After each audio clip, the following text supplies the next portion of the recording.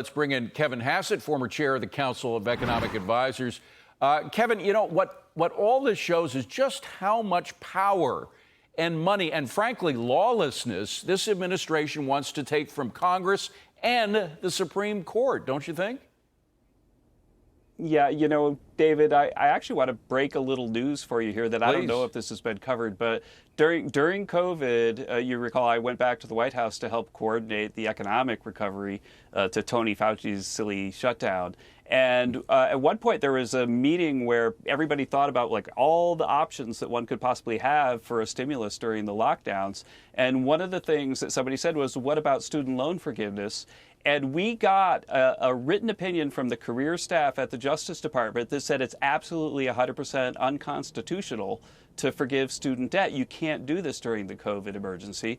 And then they said, but maybe the Department of Education thinks that they have the right to do it, given the way that they were founded in the language. And so then we asked the people, the career legal people at the Department of Education, is it unconstitutional to do this? They said, absolutely, we do not have the authority. And so the thing that's most interesting about this case to me is the astonishing partisanship of the Justice Department, that career people during a national emergency said it's 100% unconstitutional to forgive student debt. And then, you know, where did those people go when President Biden said, I want to do this? Wow. You're supposed to run stuff through the Justice Department for constitutionality. And so those people either left or they said that and the Biden people ignored it. But I think that's something that somebody should FOIA. But so even, what happened but to even the with, Office of Legal Counsel? But Kevin, even with the Supreme Court coming down and saying you can't do this, $500 billion is something that has to be requisitioned by the Congress of the United States. That's in the Constitution.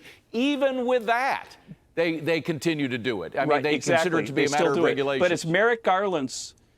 It's Merrick Garland's job to say you can't do this. It's unconstitutional. That's part of his job. And the fact that they're not doing it, it's profoundly disgusting. Yeah. I mean, these people have no respect for the rule of law in the Justice Department if they're allowing this to happen. Let's turn to the economy. Sometimes it's easier to deal with numbers than with these things, although here again, you don't know what the truth is because the numbers are, I mean, the GDP came in, this is the second read of the second quarter, came in up more than expected, 3% growth of the GDP. Now, after that 800,000, it was expected to be 2.8%. It was revised upward to 3%. But remember all those jobs revisions and their eventual revision down by 818,000. Do you believe these numbers about how strong the economy is? No, I don't believe the GDP number at all. And I think my expectation is, I don't know if they spoke to this today, I didn't notice if they did, is that this didn't account for the big revision to the jobs numbers, because there's just no way that the downward revision to the jobs numbers wouldn't also feed through to GDP, right? Like, so what happens, right, in an economy is you've got inputs like labor and then you get output. And if all of a sudden we had way fewer inputs than we thought, then unless there was some kind of miracle of productivity, like everybody's ate Popeye's spinach, then there's just no way you could have this much output with that little labor. It just can't be. And so, you know, my expectation is what's going to happen is that they'll end up revising the numbers perhaps after the election. But right now, it looks like on the GDP side that the numbers are strong. I think where we're going to find out what the truth is, these are very befuddling numbers, is when we see the next jobs report. So if the next jobs report is weak as the last jobs report, then it'll mean we're definitely in a recession. The jobs numbers are saying we're in a recession. Other numbers are saying we're not. And so I think that if the jobs numbers come in really weak, then we're going to know eventually they're going to revise all these GDP numbers. Well, you mentioned the miracle of output, and I can't get over the image of Popeye eating spinach, and that's the miracle. But could the miracle of output be all that government spending? I mean, in terms of essentially buying jobs, God knows whether they're adding anything to the economy if they're government jobs. I mean, is that the miracle, quote unquote, that might explain these numbers? No, the numbers are too befuddling for that. And so one of the ways you could look at it, and I hate to say these two words on national television, but the statistical discrepancy, right? Like, so it's supposed to be the case that you sort of add up how much income everybody has, and then you add up how much output there is, and then they're supposed to be the same number. And the gap between those things right now is the biggest I've ever seen. And so I think the output numbers just don't make sense. And I think for me, given the labor market stuff and how reliable that's been historically, what's going to happen is the output numbers are going to revise down a lot in the future. But, if we get a strong jobs report, I guess on Friday, then that means that actually it's stronger than Kevin thought. Well, let's get political and put aside your suspicions that you're wrong. Let's assume for the moment that you're right, that we are heading into a slowdown. Isn't a major tax increase, which of course is exactly what Kamala Harris has been talking about on many fronts, everything from her wealth tax to raising the corporate rate 30% or more, isn't that exactly the wrong thing you want to do if you're going into a slowdown? You want to increase incentives for production, not make them tougher to produce.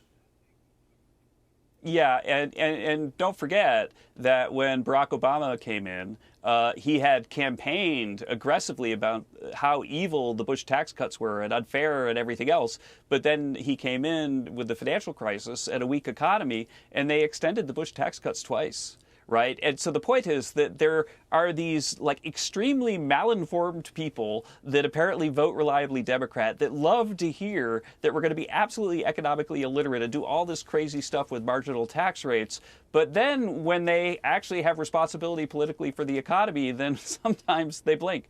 And Barack Obama did twice. They extended the evil Bush tax cuts twice. And so my expectation is that there's a base that really wants to say, yeah, let's just seize everybody's wealth. They're practically doing that with a 65% estate tax proposal, for example. With you have to realize gains before you pay that. And so they're getting their base riled up with these really insane policies. And then at the same time, their economists are saying, hey, don't worry, we're not really going to do that. But for me, I think the bottom line, though, is, and we shouldn't really let them get away with it, until Vice President Harris tells us what her policies are and they put them up on the website, we should stop responding to what people say. Because what they're doing is they're throwing out 10 policies, and then 9 of them are being ridiculed by even their own supporters, and then they say, oh, well, we didn't really mean that, but that other one, that's what we're going to do. And so it feels like they're sort of murderboarding and testing things with the media without actually committing to policies. And I think that we should sort of stop playing that game. Tell us what you're going to do, and then we'll have a look at it. If you're really going to do those tax increases, then make a vow that you're going to submit it as like the very first bill that you're going to have the biggest tax hike. Well, we were expecting, or some people were expecting, not everybody, frankly, I wasn't, expecting some of those details to be announced in that interview. Apparently, we're getting snippets of the CNN interview, which is going to come out in full tonight already, and they suspect that she's essentially not talking about her flip-flops, just saying that she has the same values now that she always have. Of course, those values are what created that kind of policy, whether it was economic policy or Green New Deal policy or whatever. But I don't think we're going to get it in the next 24 hours anyway. Kevin, great to see you, my friend. Thank you very much. Appreciate it.